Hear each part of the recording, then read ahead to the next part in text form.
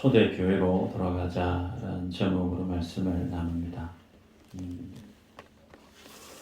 제가 우리 교회에 와서 사역하면서 늘 가장 첫 번째로 가지고 있는 목회 철학은 가장 성경적인 교회로 돌아가자.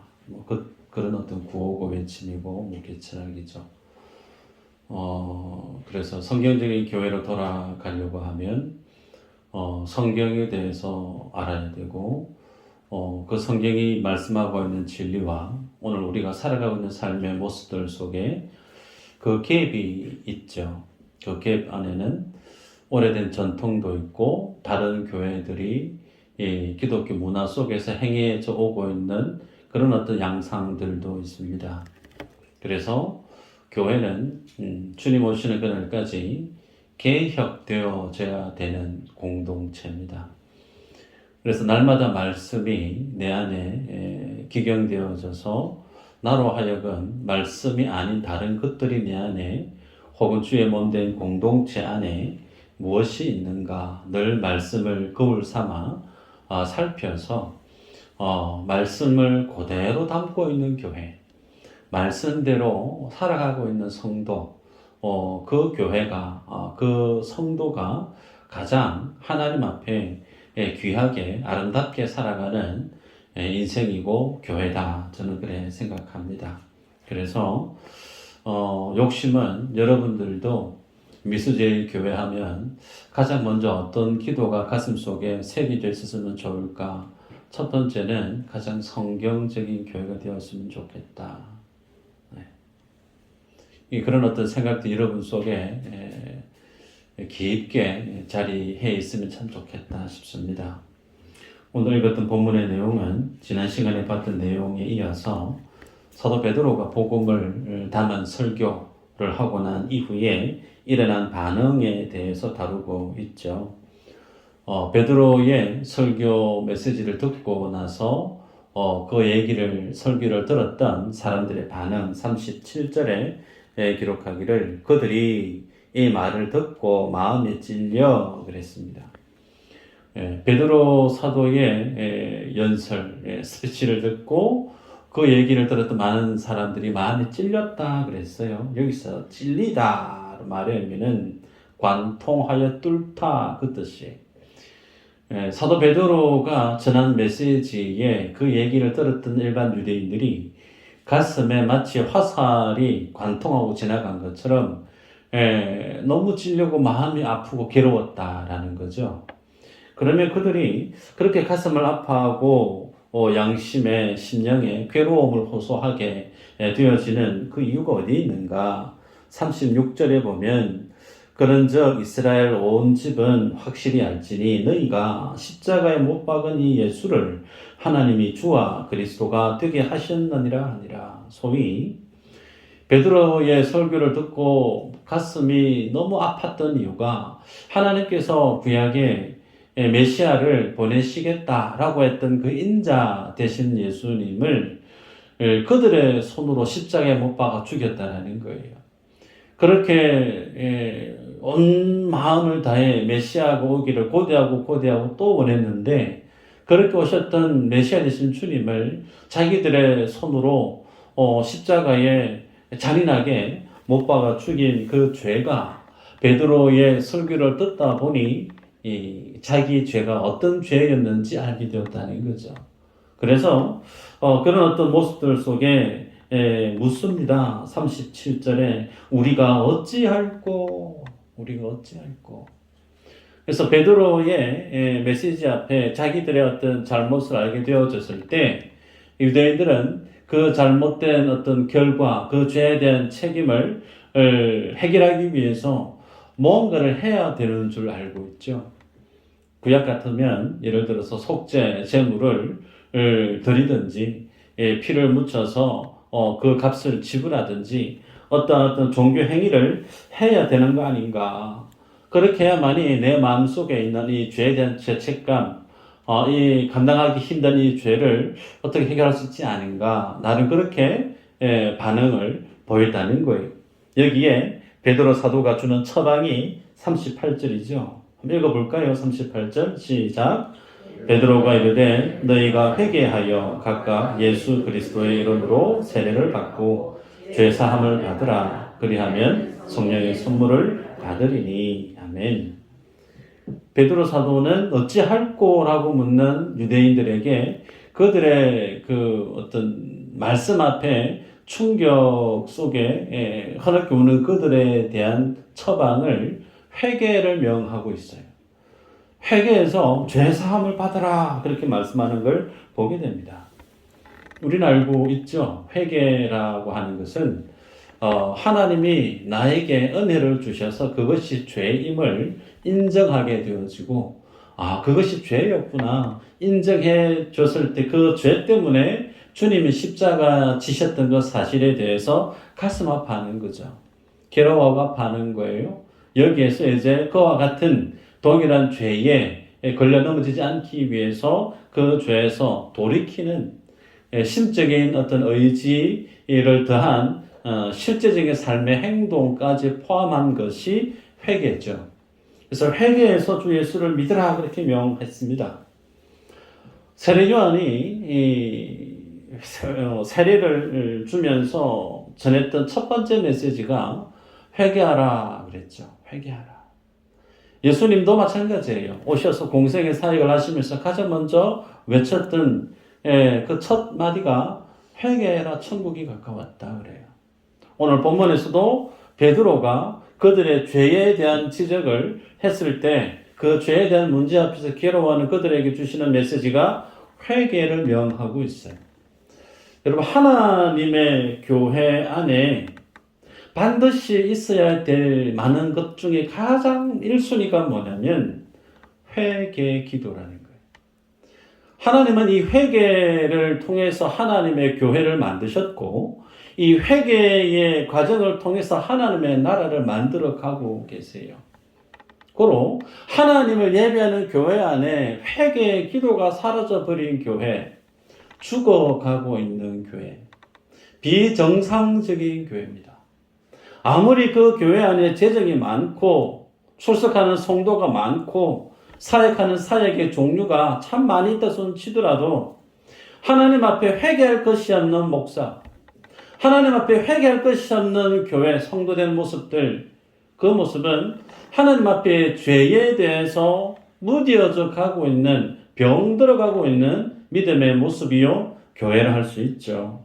고로 오늘 베드로 사도는 그가 전한 복음적 메시지 앞에 그들의 죄를 지적했을 때 무리들은 주님 앞에 회개하는 믿음의 액션을 요구하고 있고 순종했습니다. 그 결과 3,000명이 넘는 무리들이 일시에 주님을 영접하고 갑작스럽게 복음의 불모지였던 그 예루살렘 그 땅 위에 3,000명의 성도가 갑자기 태어나서 성도 3,000명 이상이 되는 교회가 만들어진 셈이죠. 그러므로 오늘 우리 본문 가운데 우리에게 주는 첫 번째 도전이자 교훈은 초대교회로 돌아가자라고 하는 이 외침 속에 오늘날 내 안에 우리 교회 안에 있어야 될 첫 번째 미션이 있다면 회개 기도가 다시금 우리 삶들 속에 일어나야 되지 않나 싶습니다. 여러분, 회개하지 않는 사람, 성도, 교회 혹은 직분자 잘못된 모습이죠. 이 회개 기도가 누가 할 수 있느냐?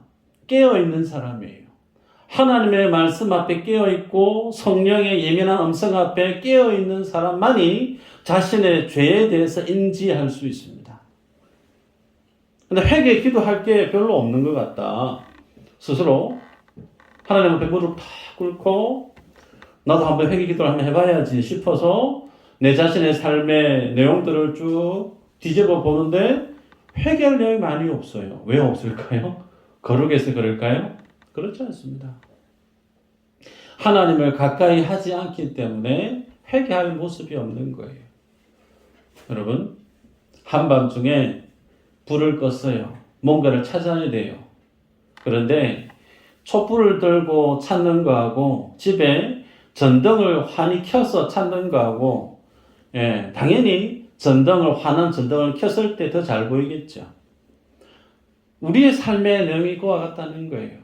내가 하나님 앞에 가까이 가면 가까이 갈수록 회개할 기도 제목이 얼마나 많은지 몰라요. 근데 내 심령이 하나님 앞에 불꽃 같은 그 눈동자 은혜의 보좌 앞에 서지 않고 적당히 멀리 주님과의 거리를 항상 유지한 채 살아가는 성도에게는 회개할 내용이 그다지 보이지가 않습니다. 오늘 나의 믿음의 모습 안에는 이 회개의 기도에 대한 모습들이 어느 정도 내 기도의 분량의 자리에 차지하고 있을까 돌아보도록 하십시다. 여러분, 주님을 닮아가면 닮아갈수록 내 안에 씻어낼 수 없는 죄악의 본성을 우리는 부인할 수가 없죠. 그러기에 죄를 많이 지은 그 사람은 하나님의 은혜에 그냥 붙들려 살 수밖에 없어요. 특별히 악한 죄를 많이 지어서 회개할 게 많은 거가 아니죠. 하나님의 은혜를 알면 알수록 그 안에 서 있는 내 안에 죄의 참상을 보기 때문에 은혜에 붙들려 살아가는 사람은 교만할래야 교만해질 수가 없다는 거예요. 오늘 주님도 마찬가지입니다. 우리가 공간복음, 요한복음을 새벽에 우리가 보고 있는데요. 예수님이 성전, 정화, 청소했던 사건이 예수님의 공생의 사역에 2번 있습니다. 복음서 중에 예수님이 사랑의 예수님, 온화하신 예수님, 우리 그렇게 통상 이미지를 가지고 있는데 성전을 정화시켰던 그 예수님의 모습을 보면 상당히 과격해요. 요한복음을 보셔서 아시겠지만 들어가자마자 돈 바꾸는 사람의 환전상을 뒤집어 엎어버립니다.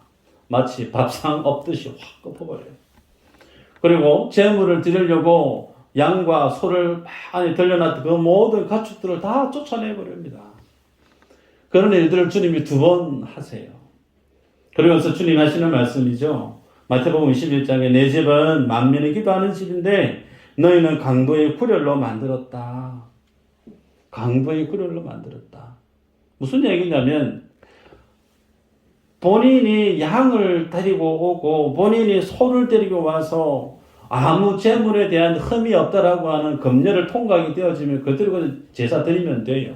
그런데 검열하는 사람이 이런저런 트집을 잡아서 이 재물은 재물로 쓸 수 없다. 실패, 불합격치를 해버리면 그 성전 안에서 관리하는 종교 지도자들에 의해서 뒷거래로 운영되어지는 그 모든 재물은 시장에서 통용되는 가치보다 몇 배요? 20배. 20배 이상 높은 값을 지불하고 양을 사야 되고 송아지를 사야 되는 거예요. 20만 원이면은 20만 원에 20배는 얼마예요? 400만 원이죠. 이거 상상하기 어려운 거예요.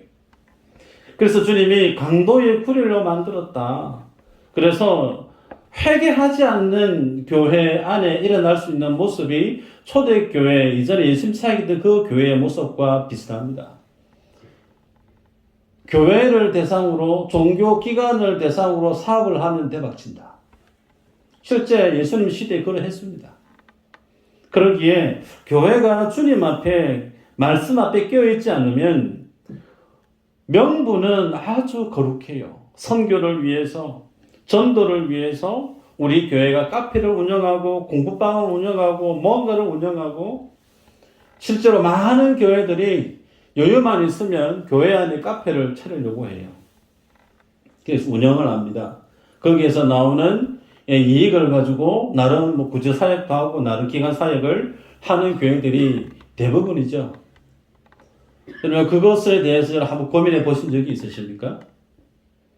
세상 사람들은 사업을 위해서 자기의 재산을 쏟아부어서 카페를 차리죠. 거기에 자신의 모든 것을 올인합니다. 근데 교회는 그런 어떤 세상에 있는 카페에 비해서 경쟁도 안 되는 낮은 가격으로 교회에서 카페를 운영해요. 그럼 세상 사람들은 어떻게 될까요? 가게 문 닫아야죠. 시장의 논리가 그렇지 않습니까? 그것이 과연 교회가 하기에 아무 문제 없는, 문제의식이 전혀 느끼지 못하는 합당한 사역인가? 그거 아니라는 겁니다. 교회 안에서 원화를 모집해서 교회 사역 안에서 뭘 하든 항상 돌아볼 필요가 있다는 거예요. 베드로의 설교의 마지막 부분에 있어서 교회는 뭐 해야 되느냐? 말씀 앞에서 하나님의 진리 앞에서 회개할 것이 있는 교회가 되어야 된다. 그 말은 자신의 모든 삶이 하나님의 진리 앞에서 합당한가, 내가 믿음의 정도를 잘 걸어가고 있는가에 대한 부분을 확인을 받으라는 거예요. 여러분, 그렇다면 이 교회를 일깨우는 베드로의 이 메시지 앞에 회개를 하게 되어지면 어떤 하나님이 주시는 복이 있는가 볼까요? 37절부터 42절까지 반복되는 어휘가 하나 있습니다. 뭐냐면 받다라는 거, 받다. 뭔가를 받다. 그래서 회개가 이루어질 때 그는 예수 그리스도 이름으로 세례를 받을 수 있죠.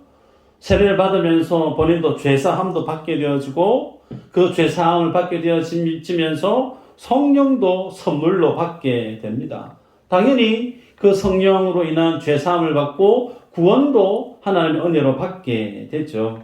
그래서 하나님의 새로운 피조물로 거듭나는 놀라운 예수의 생명을 지닌 자로 살아가게 됩니다. 그런데 이런 하나님의 놀라운 복을 받게 되어지는 과정 속에 반드시 선행되어져야 될 과정이 하나 있습니다.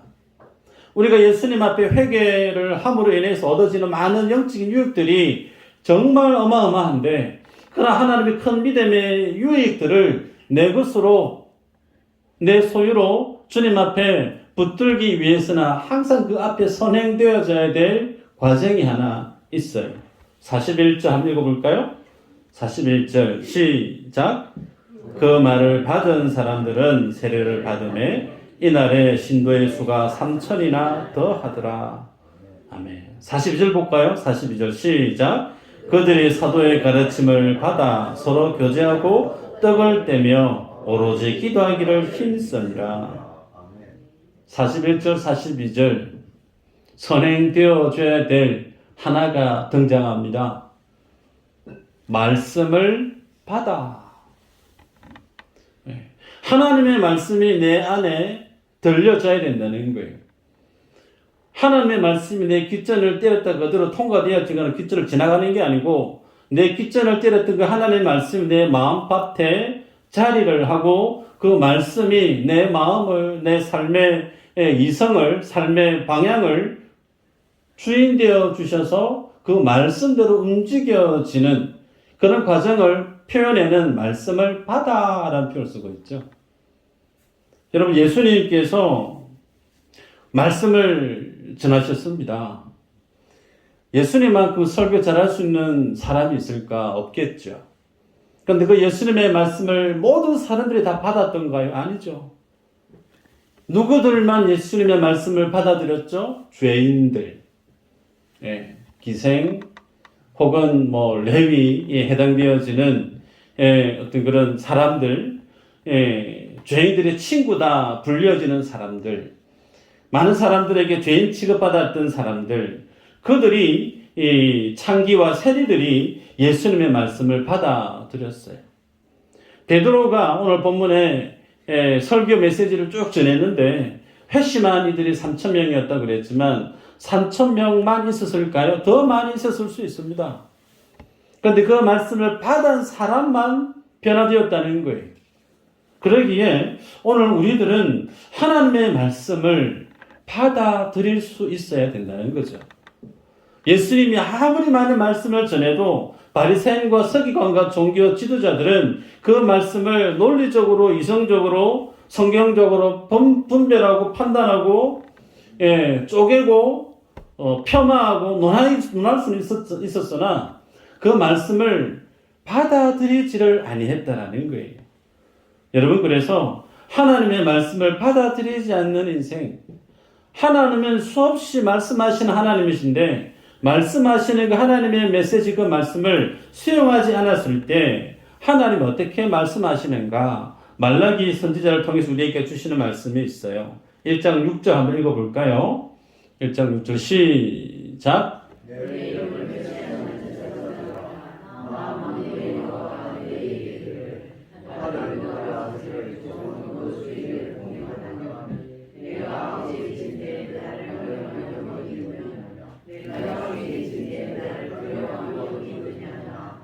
너희는 이르기를 우리가 어떻게 주의 이름을 멸시하였나이까 하는도다. 아멘. 하나님이요 뭐라고 말씀하시느냐면 내 이름을 멸시한대요. 나를 공경하지 않는데요.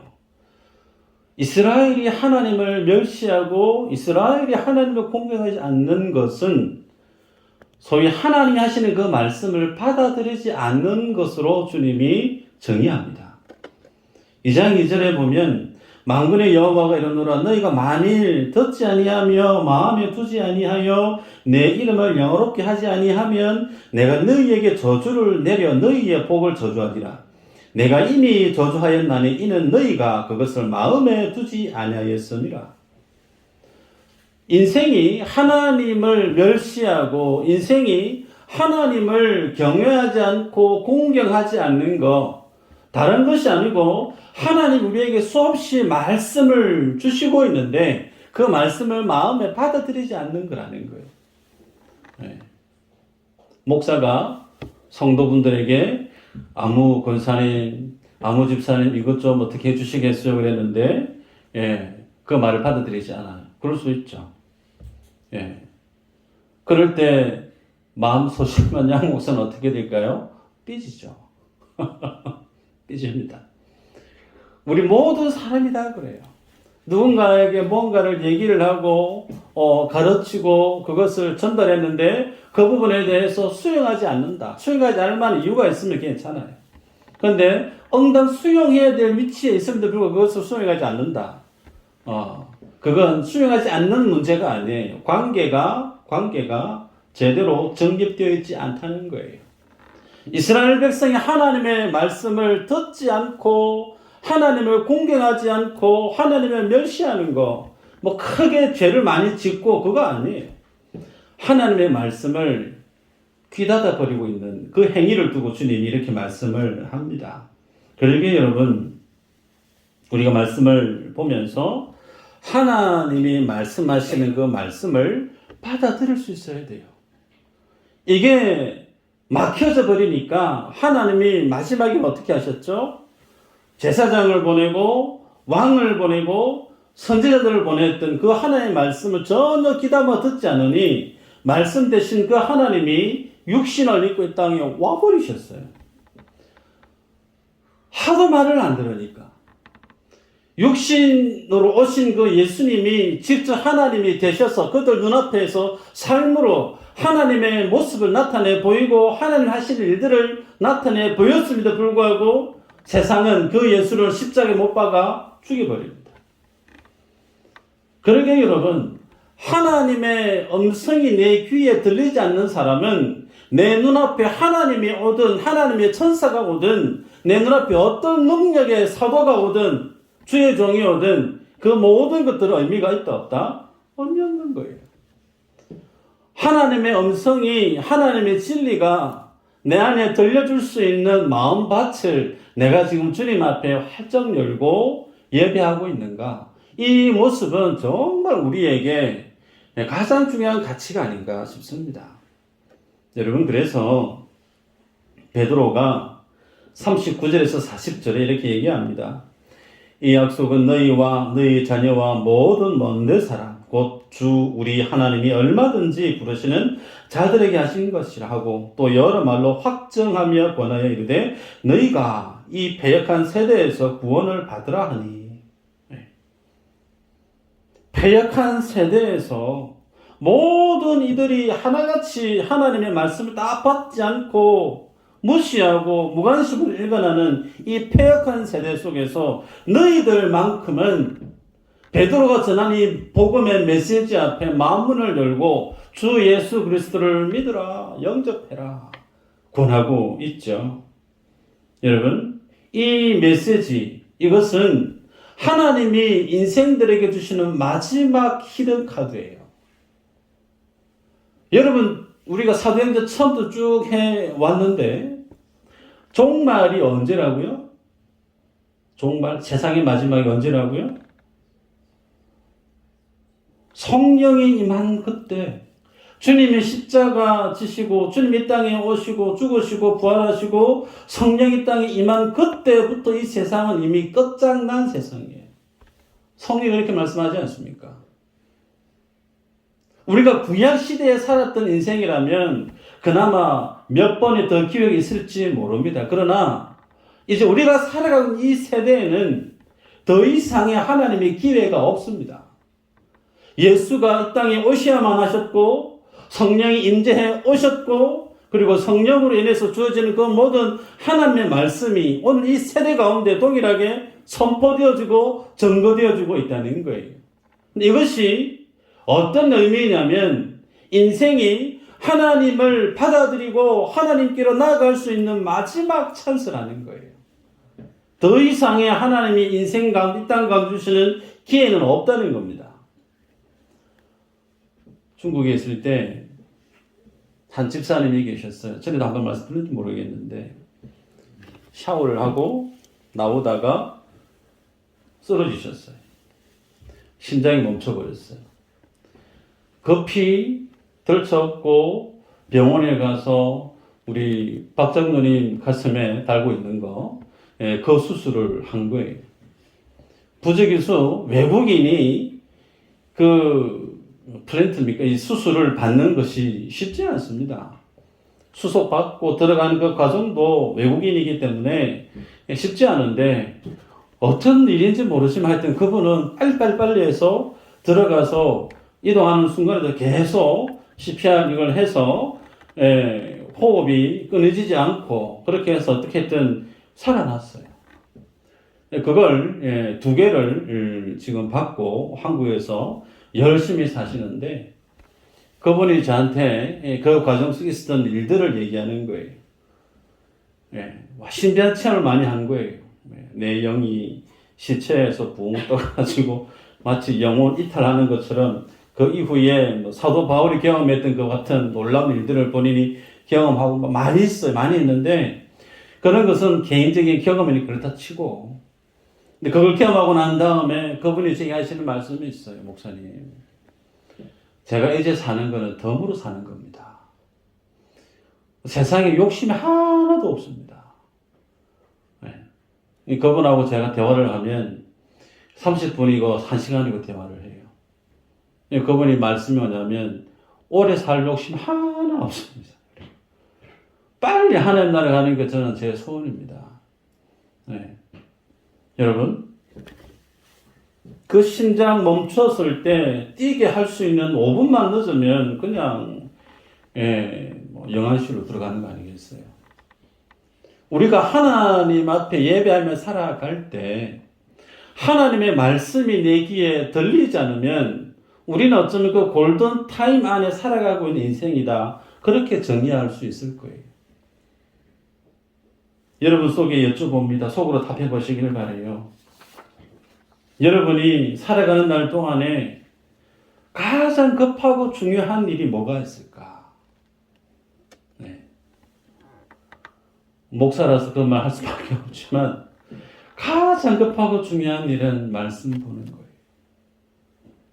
하루에 10분이든 좀 더 하루에 30분이든 말씀 앞에 모든 거 다 올 스톱하고 오늘 만날 사람 해야 될 일 다 스톱하고 30분이든 10분이든 모든 거 다 스톱하고 말씀 앞에 오늘 주님이 나에게 주시는 메시지가 뭔지에 대한 그런 목적을 가지고 주님 나에게 무엇을 원하시는가에 대한 그런 기대치를 가지고 말씀 앞에 다 부복하며 서는 그 시간만큼 중요한 것은 성도에게 없어요. 이런 말씀을 드려도 목사님이니까 그런 얘기 하시지. 그러실 리가 할 말이 없지만 여러분 말씀이 없어도 아무 문제 없이 사는 거 정상 아니에요. 기도 없이 아무리 인생에 위기감 없이 살아간다? 그거 성도가 살아가는 삶의 정상적인 모습은 아니잖아요. 그래서 오늘 사도 베드로가 하나님의 말씀을 받은 자, 그들이 3,000명이 바뀌어지고 거기서 끝났나요? 아닙니다.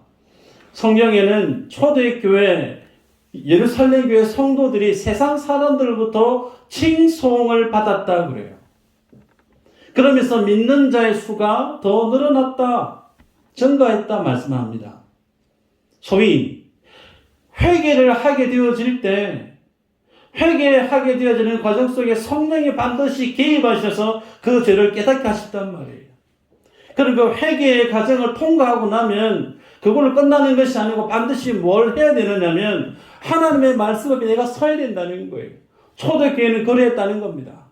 회개의 과정을 통과하고 나서 말씀 앞에 서게 되어지니까 하나님 앞에서 자신의 죄된 모습을 알고 나중에는 그들이 윤리, 도덕, 그 시대의 문화를 뛰어넘는 하나님의 자녀다움의 영화로운 모습이 소위 인격의 리더십이 그들 속에 구비되어졌다는 거예요. 예수 믿는 자가 세상에 나가서 장사하고 예수 믿는 자가 세상에 나가서 일하는데 그 모든 삶의 현장이 사역의 현장이더라는 거죠. 장사하는 모 집사슴 보니까 저 사람은 예수 믿어야 되겠다. 그래서 나 한 사람이 정말 주님 앞에 제대로 변화되어져서 말씀 앞에 내가 성숙되어져 가고 신앙의 리더십을 발휘하게 되어지니까 세상 사람들이 나에 대해서 어떻게 표현하고 있느냐면 칭송했다 그렇게 기록하고 있어요. 결국은 교회가 더욱더 왕성해져 가고 있는 자연적인 질적 성장이 자연적인 성장으로 귀결되어지는 모습이 오늘 본문에 담고 있습니다. 교회가 성장해지는 거 여러분 다 바라는 모습이겠죠? 그러면 오늘 성경에서는 한 가지입니다. 내가 회개할 게 많이 있어야 되는 거예요. 회개의 기도가 회복되어져야 되고, 두 번째, 말씀이 내 귀에 들려야 된다는 거예요. 그 말씀이 들려질 때 그 말씀이 내 삶의 인격으로, 그래서 신앙의 인격의 영향력을 리더십이 내 안에 구비되어질 때 비로소 뭐가 되죠? 교회는 자연적으로 성장한다. 아멘인가요? 아멘. 이 과정이 성경이 우리에게 주는 메커니즘이에요. 이 중에 하나라도 생략해버리면 그냥 세상 속에 있는 교회입니다. 세상을 주님께로 이끌어가는 역동적인 교회가 아니고 그냥 세상 속에 있는 교회예요. 그래서 그 믿음의 열매가 모든 자기의 돈과 모든 자기 소유를 교회에 다 들고 와서 내 거 아니라고, 교회 쓰시라고, 구제로. 그래서 모든 사람들이 함께 통용하면서 하나된 세상에 없던 공동체가 턱하니 세워지고 말았어요. 그것이 초대교회의 모습 아닙니까? 우리 안에 교회의 역사가 다른 교회에 비하면 그다지 깊지 않다 말할 수 있을지 모르나, 그러나 미수제일교회가 가지고 있는 영향은 적지 않다. 이미 미수동 안에 미수제일교회 하면 다 압니다. 이제는 얼굴 들고 이제 다니실 때 잘 하셔야 돼요. 다 압니다. 그럼 어떻게 해야 될까요?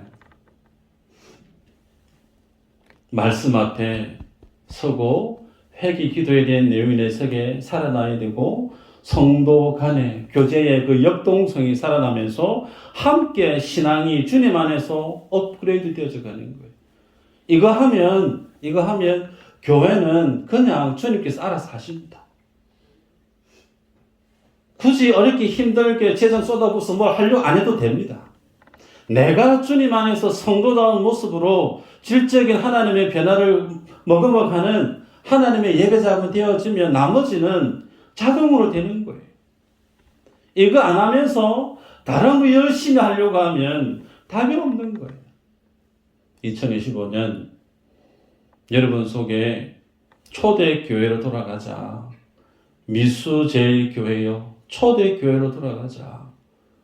그 구호를 여러분 속에 외치시기를 바라요.